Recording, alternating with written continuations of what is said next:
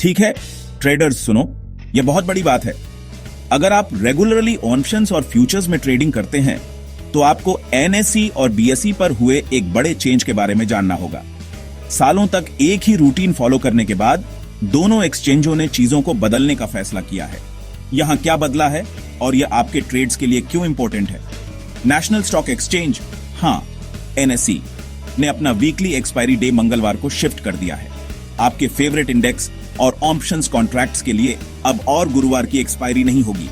यह सही है, अब से मंगलवार आपकी पोजीशंस को स्क्वायर ऑन ऑफ करने का नया डी डे है। वहीं बीएसई की वीकली एक्सपायरी अब गुरुवार को होगी।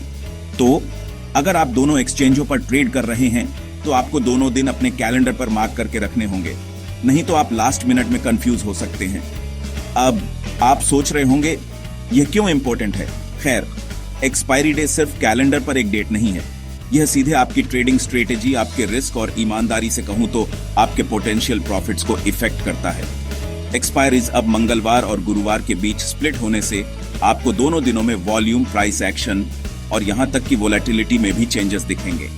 आपको एनएसई के लिए मंगलवार को और बीएसई के लिए गुरुवार को ज्यादा मूवमेंट दिख सकता है, क्योंकि ट्रेडर्स नए सिस्टम में एडजस्ट हो रहे हैं। अगर आप ऐसे व्यक्ति हैं जिन्हें एक्सपायरी ट्रेड्स खेलना पसंद है तो आपको अपनी अप्रोच पर फिर से सोचना होगा। एनएसई पर उस जानी पहचानी वोलेटिलिटी स्पाइक के लिए अब गुरुवार तक इंतजार नहीं करना होगा। साथ ही लिक्विडिटी पर भी ध्यान दें। कुछ कॉन्ट्रैक्ट्स में उनके नए एक्सपायरी दिनों पर कम एक्शन दिख सकता है, कम से कम शुरू में। तो अगर आप आगे रहना चाहते हैं तो इस नए शेड्यूल को ध्यान में रखकर अपने ट्रेड्स की प्लानिंग शुरू करें, अलर्ट सेट करें, अपनी स्ट्रेटजीज एडजस्ट करें और सरप्राइज ना हो। याद रखें, ट्रेडिंग में इंफॉर्मेशन ही पावर है और आपको अभी अभी एज मिली है। Happy trading.